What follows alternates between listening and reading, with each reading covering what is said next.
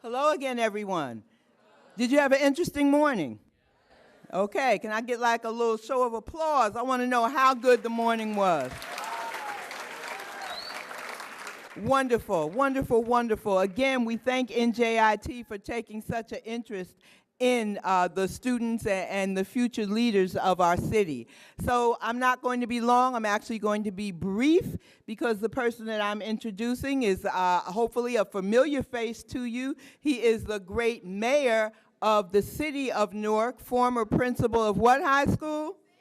Of Central High School. And I now introduce to you Mayor Ras Baraka.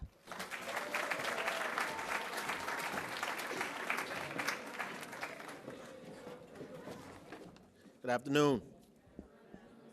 So I just want to first thank NJIT for putting this together for you. I just left this morning a graduation at the Prudential Arena, which is why it's always crowded in Newark in May. Prudential Arena for Rutgers University, Newark. And the day before that, I had the opportunity to watch thousands more students begin the next phase of their journey from NJIT. These are two probably arguably the most finest institutions in this state and arguably in this country and certainly some of the most diverse. However, we are pushing these institutions to take their brilliance one step further, and that is to have the courage and vision to energize the students of this city to create pipelines and further diversify their institution with Newark's children. NCLC is something that we created in the city of Newark with these institutions. It is called the Newark City of Learning Collaborative. The idea of the Newark City of Learning Collaborative is to get more students from Newark into these universities. In fact, we're trying to raise the number of students in Newark, or the number of graduates from high school to go to college. We want to make that number 25%. That is we upwards from around 16, 17% where we are now, which means that we're counting on you to actually finish high school and graduate from college and hopefully go to these institutions that you're in today. NJIT is your school, and you need to look at it like that when you come here every day. When you're in this building, you need to treat it and think of it like it's your school, like you need to talk to the adults here and tell them to save a space for you because when you graduate from high school, one of these spaces belong to you. You represent our hopes for NCLC happening. We can't make NCLC happen without you.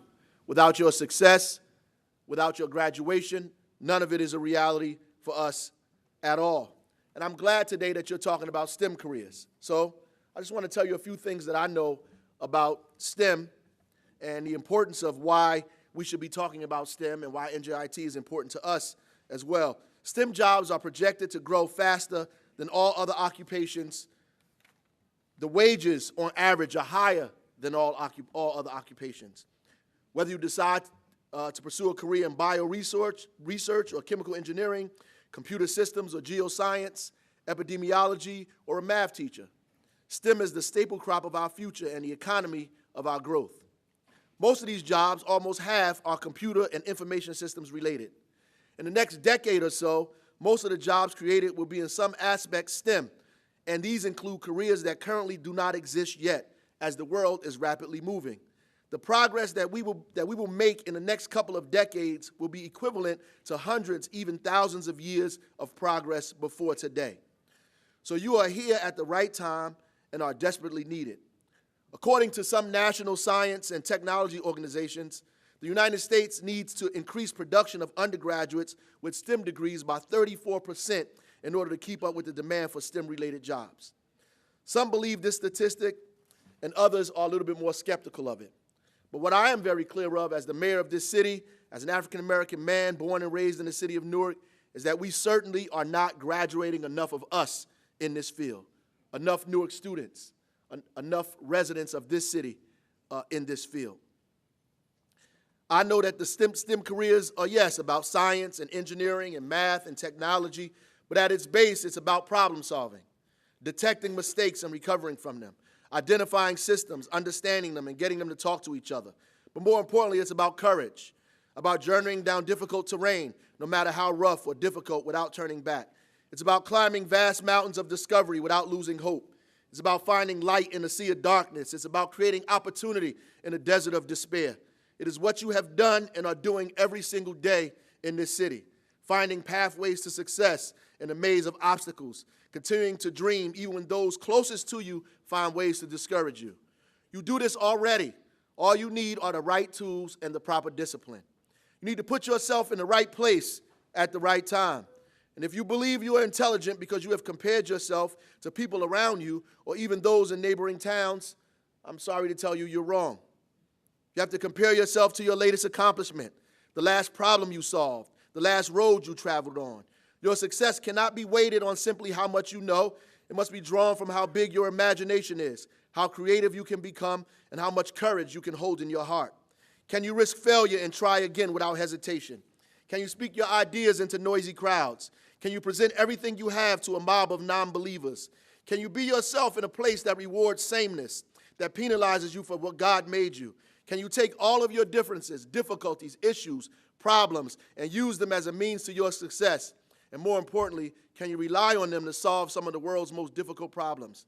That is what we need. Anything short of that is not enough. There are a lot of smart people in City Hall. I have a lot of brilliant minds around me every day.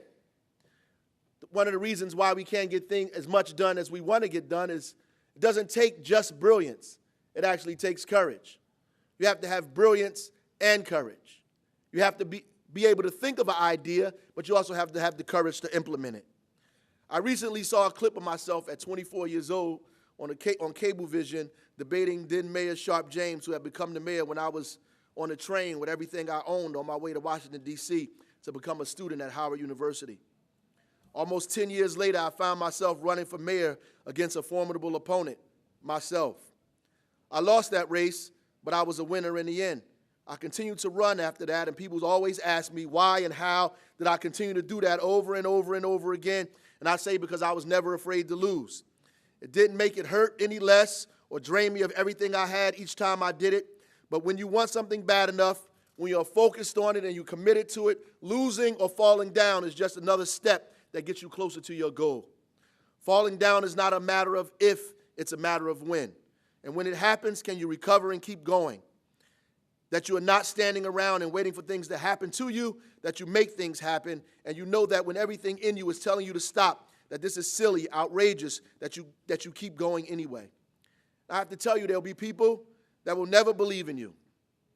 They'll never believe in what you're doing. They will never support your dreams. They will always disagree with you and think that what you want is crazy, ridiculous, unrealistic. But take comfort in the fact that none of that is necessary for you to win. The only person that has to believe in you is you. That is your dream. It's not theirs. And your dreams don't depend on them. They depend on you.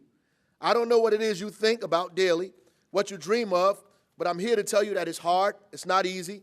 There will be difficulties, and the worst things you can think of will happen to you. But I'm also here to tell you that it's possible, that you have what you need and you are in the right place. And it's very important, extremely important for you to believe that whatever it is that you want can only happen if you make it happen. That whatever problem that exists won't be solved unless you come up with it. That the equation that you want to find the answer to, there is no answer until you figure it out. That the thing that needs to be invented won't be created unless you invent it. That the entire world is waiting for you to finish high school, graduate from college, and take us to a new level. You have to believe that. You cannot believe that somebody else will do it for you. You have to believe that it has to be done for you and by you. I must say also before I get out of here today that with all of this STEM, we have made the world smaller, but we are more divided than we have ever been. We have created more wealth and more resources, yet poverty is still a menacing force, a widening gap around the world, and here in Newark, where I live, where I was born and raised. We have the capacity to solve many problems and venture places we have never traveled before, but we lack the conviction and the courage to challenge the most difficult and controversial ideas that stare us in our face daily. We need you from cities like Newark, like East Orange, like Irvington, like places in this county. We need kids like you in schools like this, in fields of STEM, of science, of technology, of engineering, of math, to solve problems that you know need to be solved, because I know you have the courage to not just face those problems, but actually solve them. That wherever you find yourself, in some firm, some university, some corporation, some public sector job, that you, because you're from Newark, because you're from this community, this neighborhood, this area, that you was born with the courage you need, that you've already faced the difficulties that you need to face, that you've already come across the problems that they're going to put before you, that you have everything that you need inside of you to actually be successful already. All you need is the right place at the right time. You need to be lucky, and lucky is being prepared at the right time. And so you need to get yourself ready so you can be in the right place so you can experience some luck. And your luck will mean a success and a transformation of hundreds and thousands of people in this city, and hundreds of thousands of people in this state, and millions of people in this country and around the world. You have to think that, and you have to believe it. And like I said when I started, before you leave out of here today, I want you to find some adult in here. Some person that's attached to NJIT in some way. Some supervisor, some guidance counselor, some president, some vice president, somebody. And you tell them to save a spot for you. Tell them to save a seat for you in the graduating class that's coming up in 4 years. Tell them to save some of the scholarship money for you. Tell them to set a room aside for you. Tell them to put your name on a diploma already before you even finish the 11th grade. Let them know that when you finish the high school, wherever you come from, whether it's Science or University or Central or Weequay or Bard or any of these places, wherever you come from, that you will go to NJIT and you will graduate. I had the pleasure of standing on the stage yesterday with 2 students from Central High School. One kid whose family was from Pennington Court, who grew up on Irvin Turner Boulevard in the townhouses, who didn't even like math when he was a freshman, who got into a program that challenged him in math, forced him to take pre-calculus and calculus at NJIT while he was a senior in high school. He passed that class and got an opportunity to attend NJIT.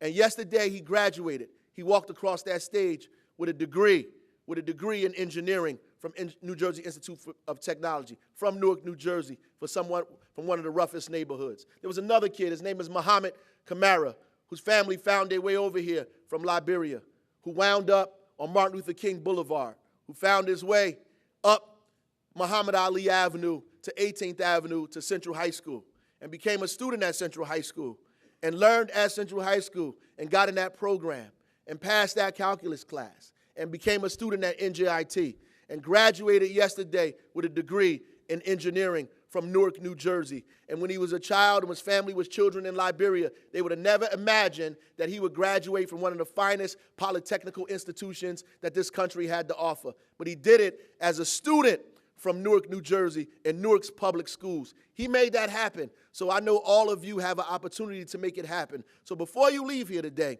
you tell them your name, your address, where you from and your age, and the school you graduating from, and you let them know, save a spot for me at NJIT because I'm coming. God bless you.